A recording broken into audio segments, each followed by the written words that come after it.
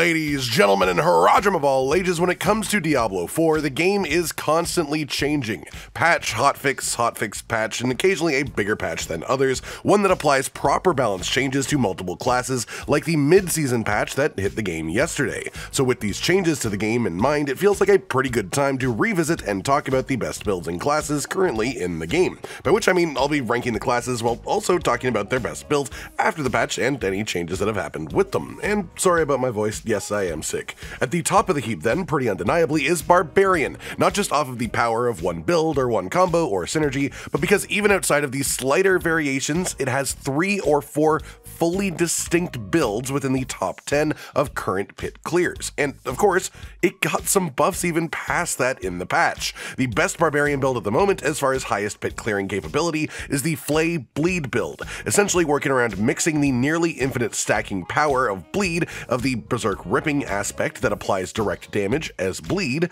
with Rupture, which applies bleed as direct damage, creating a pretty infinite cycle. Berserk Ripping did also interact with the Holy Bolts elixir bugs that were going on, and now theoretically this has been fixed, though we can't properly test that for sure until the actual elixir comes back online, as currently it is disabled at the moment of making this, though that is partially evened out by Flay itself as a skill getting a buff. Slight loss over its power before the patch, but it's cleared a tier 150 right now on live servers thanks to King Pig's ridiculous setup, who has been the one at the top of this build setup for a while now, and so it's still likely to have the highest pit clears outside of Sorcerer, who we will talk about in more detail later. That said, Flay Barbarian requires a lot of gear to get into its proper form and is pretty uniquely built specifically for the pit. So for most people and for less specialized use, I'd recommend more of a bash style build. Bash builds are still super high up in pit tier completions, either bleed or normal otherwise, but require far less gear to get set up in the first place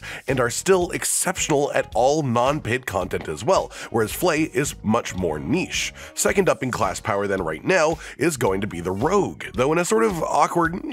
kind of way at this immediate second. Rogue has a number of really strong builds at the moment, second only to Barbarian in the variety of builds within the top pit clears, but by far the biggest contender for best Rogue build, and the one that I would generally recommend people use even outside of the pit as well, is actually Heartseeker builds. Insane attack speed tied with the basic skill, which lets it have even more attack speed, then you use that to activate the Victimize key passive with various double dipping multipliers overlapping with each other. No nerfs at all have been received for this in the mid-season patch, so this one is just still kicking really well without a doubt, and this just exists to cause endless high power explosions from lucky hit chance while achieving super high survivability at the same time. It's pretty simple, it's very functional, and it's fun too, though of course you would lean a bit away from survivability in this if you wanted to retool it for lower end content than maximum pit tier pushing. Third today we have Necromancer, obviously a massive loss to the high end power potential of the class this season, with the Holy Bolts elixir bug being fixed up and patched out of the game.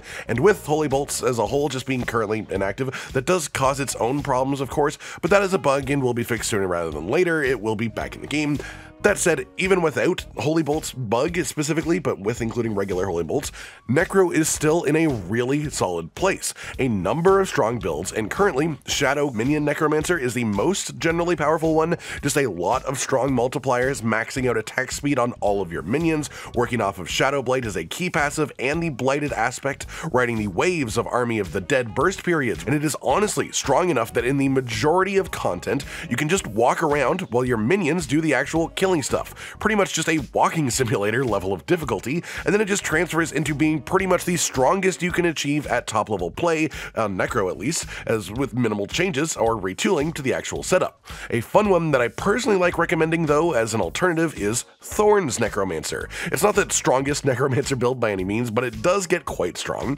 and if you're someone who loves just watching things die without even having to press a button, that is the epitome of strength in a lazy build here, really. Fourth up then, let's talk about Sorcerer, because this is where things get a little bit spicy right now. The only real direct way of ranking things, of course, realistically at the moment, is the highest pit tier completion for each class and build, but doing so also requires the context and understanding to actually place why things are the way they are. As things currently stand, Sorcerer is the highest pit tier clearing class, and has in fact actually gained the potential to push even higher than that, mostly due to Makuna's Immortal Shatter Firebolt Sorcerer setup, where the whole goal is getting cooldowns low enough and duration long enough that you can keep Flame Shield, and therefore immortality, up literally permanently, while also simultaneously just applying insane amounts of crowd control to pop into shatters to clear through the trash section of the dungeons as quickly as possible. And it's worth noting, Shatter got a noticeable buff in the mid-season patch to make it even better.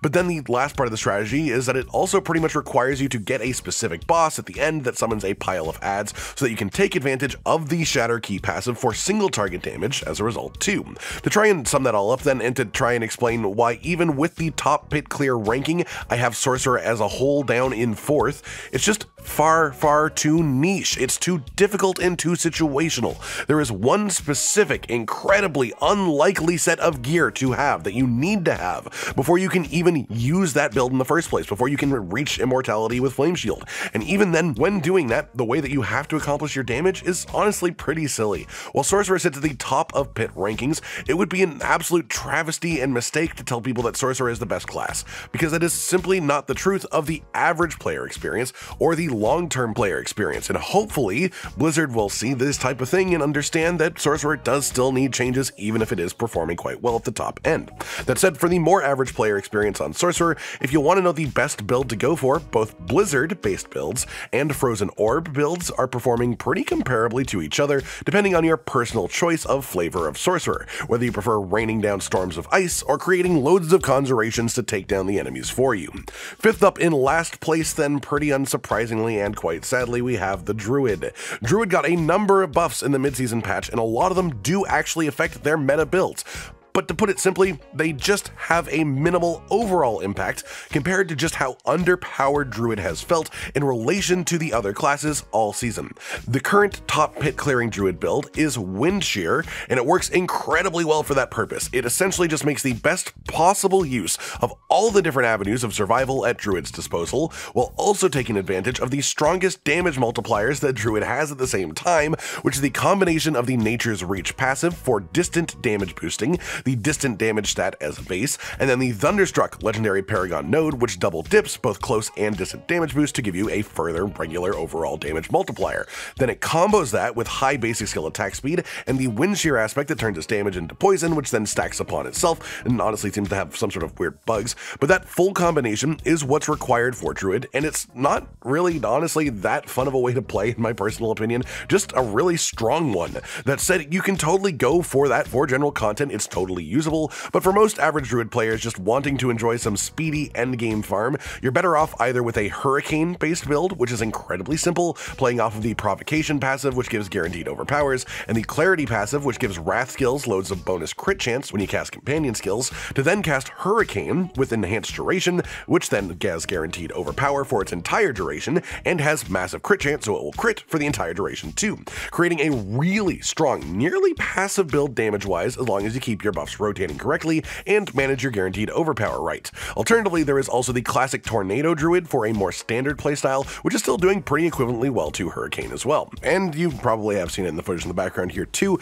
but Pulverized Druid got a pretty massive buff in the patch and is actually almost comparable as well too, probably just a little bit less than the other builds that we've talked about for Druid so far right now. And that pretty much does it for today then everyone, just a ranking list of the classes post changes in balance from the mid-season patch for Season 4, as well as the best builds for each class as well, both for the pit specifically and for more general content clearing too, if the pit build is a bit too niche to recommend otherwise. Let me know your own thoughts down below, and of course, any build recommendations that you would make for people to try outside of this too, because it's not always about power. Sometimes it's worth just trying a build that exists purely for fun. Like if you liked the video, subscribe with the notification bell for more, and most importantly, ladies and gentlemen, until next time, stay sweet.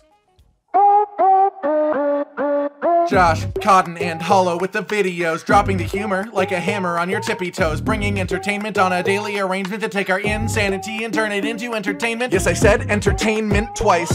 to reiterate that it is nice to look into your faces on a mostly daily basis when you let us in your homes to make the whole world our stage. Goodbye.